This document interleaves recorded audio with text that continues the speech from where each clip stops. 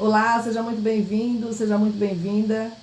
Vamos continuar a leitura do livro Pense e Enriqueça, de Napoleão Hill. Um livro que tem nos ajudado a entender como que funciona a mente do indivíduo, como que funciona o comportamento. Um livro de autoconhecimento, onde você vai explorar sobre algumas personalidades. O Napoleão Hill ele teve cuidado de estudar 500 pessoas bem-sucedidas e ele extraiu, através do comportamento dessas pessoas, algumas virtudes, alguns atributos que ele compartilha conosco e ele colocou em passos para que você possa conhecer quais são essas virtudes e, se você achar interessante, aplicar na sua vida. E hoje nós vamos falar sobre o poder da mente mestra. Ele entende que o poder da mente mestra é a força motriz e é o 9º passo para a riqueza, ou seja, o 9º passo para a realização de algum desejo latente, algo que grita na sua alma que seja para você uma grande riqueza. E dando continuidade, vamos lá. Persistência gera fé e da fé vem o poder. E o poder ele é essencial para o sucesso na acumulação de qualquer riqueza, seja de dinheiro, seja algum desejo espiritual, físico. Aqui o autor ele foca na questão financeira, na questão monetária, mas não necessariamente significa que você precisa simplesmente viver exatamente focado na questão do dinheiro. Mas você pode simplesmente entender que você está em busca da sua realização, em busca da sua missão e do seu propósito. E o autor ele te ajuda com alguns princípios a que você possa se destravar e efetivamente entrar em ação, entrar em movimento para realizar o teu propósito, a tua missão, aquilo que grita na tua alma. A sua parte, digamos, do quebra-cabeça. Você é como se fosse um quebra-cabeça que está nesse planeta para se unir a outros e cumprir a sua missão e cumprir o seu propósito. Se você ainda não se sente pertencente ou encaixado, porque tem algo de errado onde você precisa se encaixar.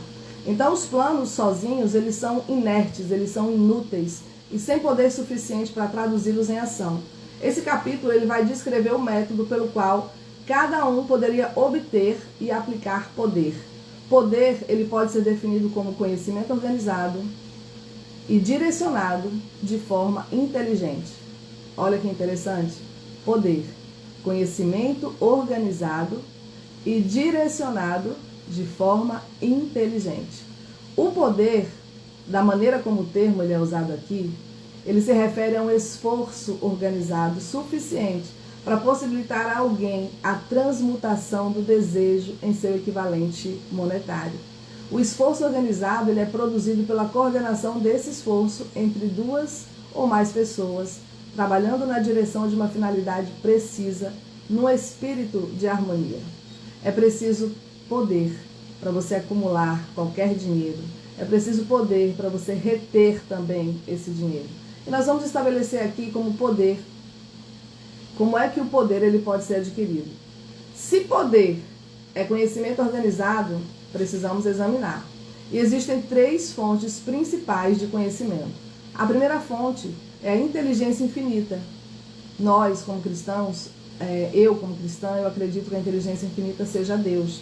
E essa fonte de conhecimento ela pode ser contactada com o auxílio da imaginação criativa, usando o procedimento que é descrito lá no capítulo 5. Tá? E a outra fonte é a experiência acumulada.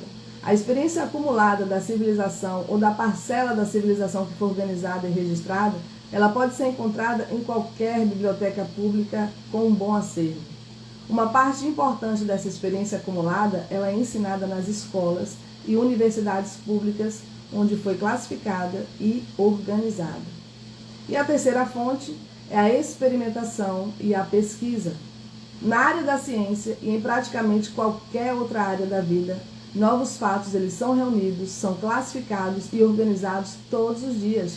Essa é a fonte para a qual nós devemos nos voltar quando o conhecimento não estiver disponível para a experiência acumulada. Aqui, também, a imaginação criativa ela deve ser usada com muita frequência.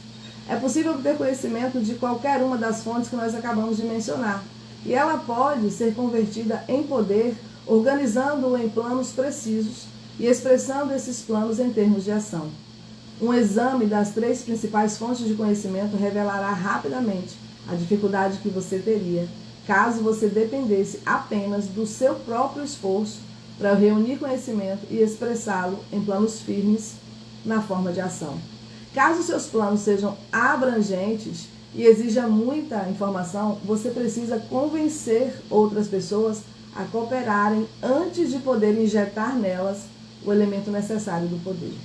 E como ganhar poder por meio da mente mestra? A mente mestra, ela pode ser definida como uma coordenação de conhecimento e esforço no espírito de harmonia entre duas ou mais pessoas para a obtenção de um propósito preciso, de um propósito definido. Nenhuma pessoa ela pode ter grande poder sem lançar mão do princípio da mente mestra. E no capítulo 1, foram dadas as instruções para a criação de planos com o propósito de traduzir o desejo em seu equivalente monetário. Se você executar esses passos com persistência e com inteligência e tiver critério na seleção de seu grupo de mentes mestras, andará metade do caminho rumo a seu objetivo antes mesmo de começar a reconhecer. Para você poder entender melhor o potencial que é intangível do poder disponível por um grupo de mentes mestras bem escolhido, eu vou explicar aqui duas características do princípio da mente mestra. Uma delas de natureza econômica e a outra de natureza psíquica. O aspecto econômico ele é evidente. Vantagens econômicas elas podem ser criadas por qualquer um que se cerque dos conselhos, da orientação e da cooperação pessoal de um grupo de pessoas que estão dispostas a prestar um auxílio sincero dentro de um espírito de perfeita harmonia. Essa forma de aliança cooperativa tem sido a base de quase toda grande fortuna. Sua compreensão ela deve ser grande verdade, com certeza pode determinar a sua compreensão, ou seja, a compreensão dessa grande verdade, com certeza pode determinar o seu status financeiro. Já o aspecto psíquico do princípio da mente mestra é bem mais abstrato e bem mais difícil de compreender, porque envolve as forças espirituais com as quais a espécie humana ainda não está bem familiarizada. Você pode obter uma sugestão significativa da seguinte afirmação: nunca duas mentes se encontrarem sem criar desse modo. Vamos lá. Nunca duas mentes se encontram sem criar desse modo uma terceira força invisível, intangível, que pode ser comparada a uma terceira mente.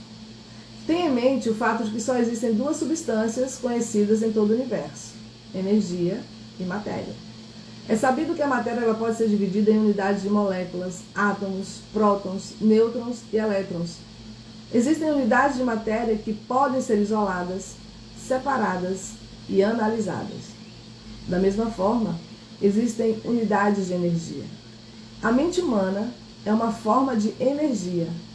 A parte desta é de natureza espiritual. Quando as mentes de duas pessoas se coordenam no espírito de harmonia, as unidades espirituais de energia de cada mente, elas formam uma afinidade que constitui o aspecto psíquico da mente humana, ou seja, da mente mestra. O primeiro a chamar minha atenção para o princípio da mente mestra, ou melhor, para seu aspecto econômico, foi Andrew Carnegie. Durante os primeiros anos da minha pesquisa, a descoberta dessa parte do princípio, ela foi responsável pela escolha do trabalho da minha vida. O grupo de mentes mestras do Sr. Carnegie, ele era formado por uma equipe de aproximadamente 50 pessoas, das quais ele se cercava com o propósito preciso de fabricar e comercializar o aço. Ele atribuía toda a sua fortuna ao poder acumulado com a ajuda dessa mente mestra. Analise o histórico de qualquer um que tenha acumulado uma grande fortuna e de muitos que acumularam pequenas fortunas, e você constatará que eles utilizaram de modo consciente ou mesmo inconsciente o princípio da mente mestra. Não é possível acumular grande poder por nenhum outro princípio. A energia ele é o conjunto fundamental, universal de tijolos da natureza, com os quais constrói as coisas materiais do universo, inclusive os seres humanos e todas as formas de vida animal e vegetal. Por um processo que só a natureza compreende, ela traduz energia em matéria.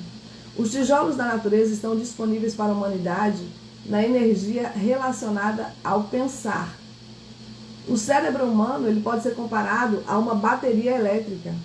Ele absorve energia do que o poder do que pode chamar de força unificadora misteriosa do universo, que permeia todos os átomos da matéria, inclusive aqueles que compõem o cérebro humano e preenche todo o universo. É fato bastante conhecido que um grupo de baterias elétricas ele produz mais energias do que apenas uma bateria.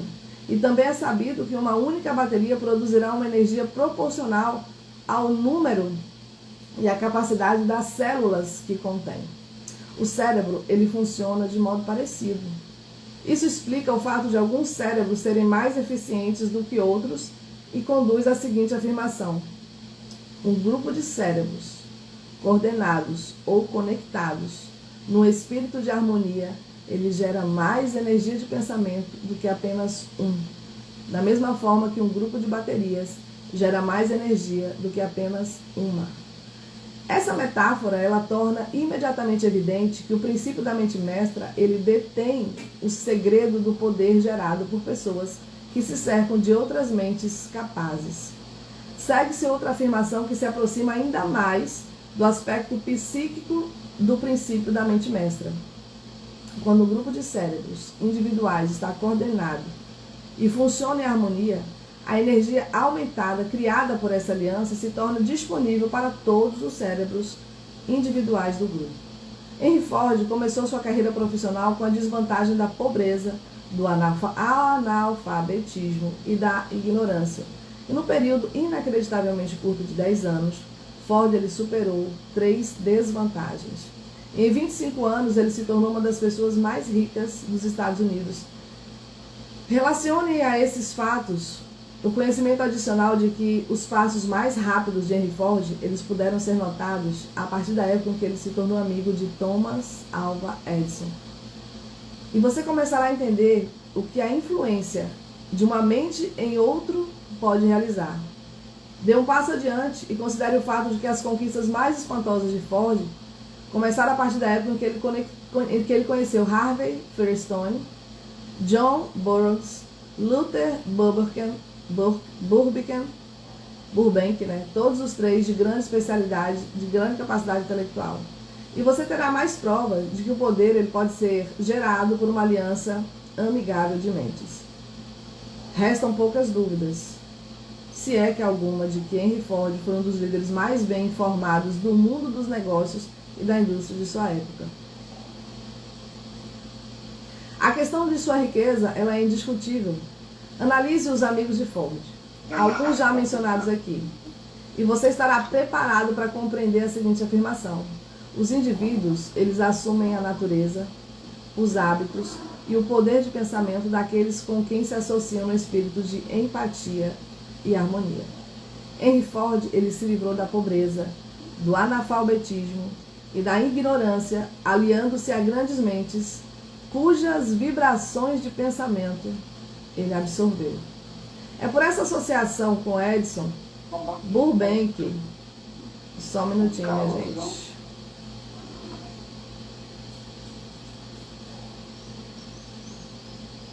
Meninas, se vocês estiverem com o áudio ligado, coloca no mute, por favor. Tá bem? Então vamos continuar. Por essa associação com Edison Burbank, Burroughs e Firestone, Ford acrescentou ao próprio cérebro a essência da inteligência, da experiência, conhecimento e a força espiritual desses 4 homens. Além disso, Ford ele se apropriou do princípio da mente mestra e o utilizou nos procedimentos descritos nesse livro. Esse princípio ele está à sua disposição. Eu já citei Mahatma Gandhi. Talvez a maioria das pessoas que conhece Gandhi e o considere apenas um homenzinho excêntrico que andava por aí sem roupas convencionais, causando problemas para o governo britânico. Na realidade, Gandhi não era excêntrico, mas o homem vivo mais poderoso de sua época, a julgar pela quantidade de seguidores e pela fé que estes seguidores tinham em Gandhi. Além disso, ele é provavelmente um dos indivíduos mais poderosos que já existiram. O seu poder ele era passivo, mas ele era real. Vamos estudar o método pelo qual ele alcançou esse poder colossal. Esse método ele pode ser explicado em poucas palavras. Gandhi alcançou o poder induzindo mais de 200 milhões de pessoas a cooperarem com sua mente e com seu corpo, num espírito de harmonia em nome do propósito preciso. Resumindo, Gandhi ele realizou um milagre, pois é um milagre. Quase 200 milhões de pessoas quando quase 200 pessoas podem ser induzidas e não forçadas a cooperar no espírito de harmonia por um período ilimitado. Se você duvida que isso seja um milagre, tente induzir 2 pessoas escolhidas ao acaso a cooperarem no espírito de harmonia durante qualquer intervalo de tempo.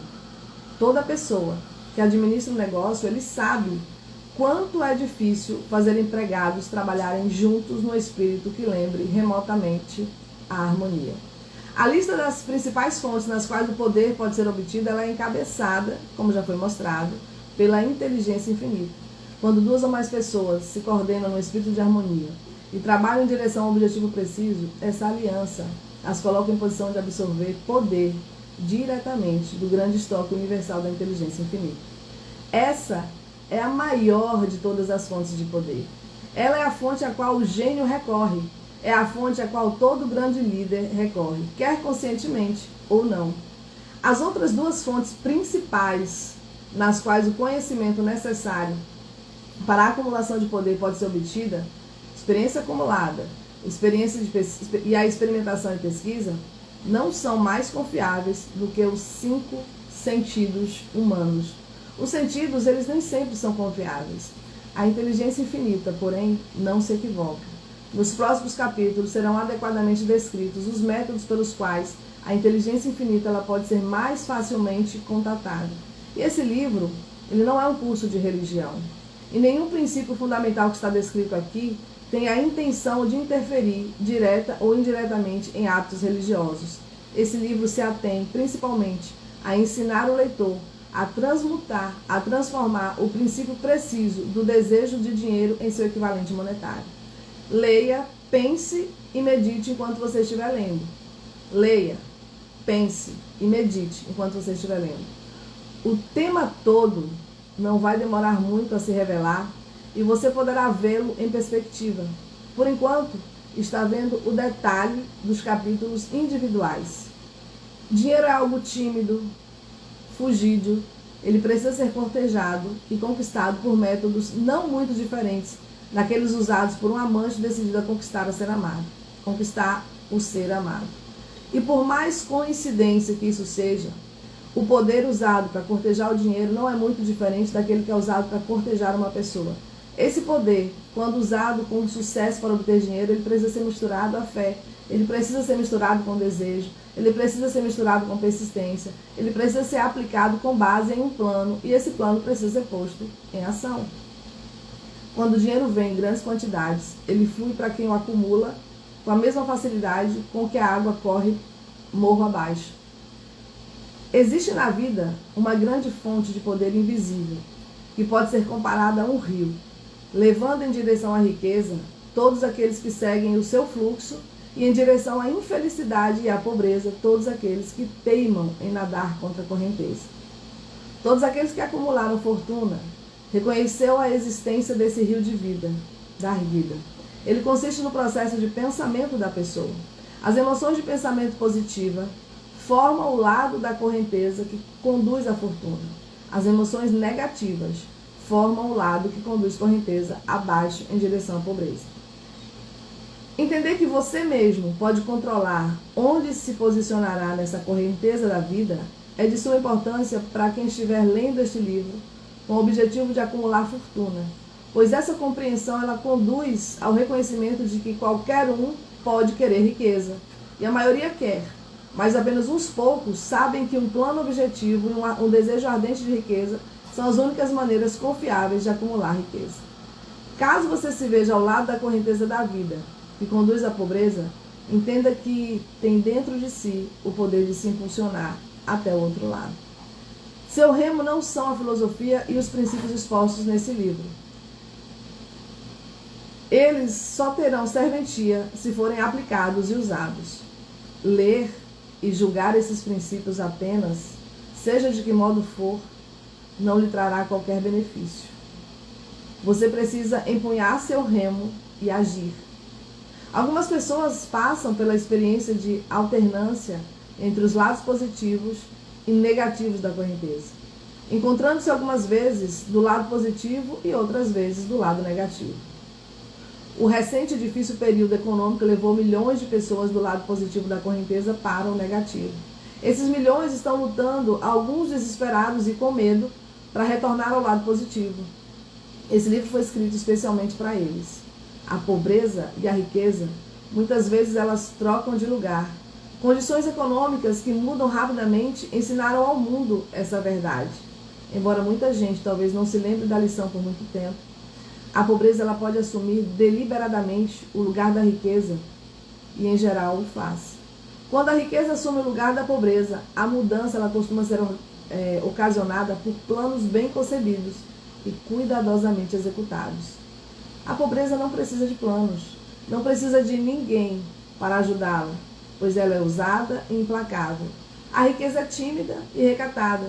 Ela precisa ser atraída, mas raramente será atraída e mantida, a não ser que se aprenda primeiro a ligar-se ao poder da mente mestra e que em seguida se compreenda o 10º passo para a riqueza, que envolve o mistério da transmutação do sexo. Uau! E aqui a gente finaliza o capítulo de número 9. Nós falamos sobre o poder da mente mestra, né? Que é a Aliança Mastermind. Em outros livros dele, ele traz esse tema com muito mais conteúdo sobre o que é uma aliança de mente mestras, Aliança Mastermind. Vou finalizar aqui com vocês, tudo bem? Beijo no seu coração, que Deus te abençoe. Tenha um ótimo dia e tudo de bom. E olha, amanhã nós temos um encontro marcado para continuar a leitura e nós vamos ler amanhã o capítulo de número 10, que fala sobre o 10º passo para a riqueza, que é o mistério da transmutação do sexo. Ok? Beijo e nos vemos em breve.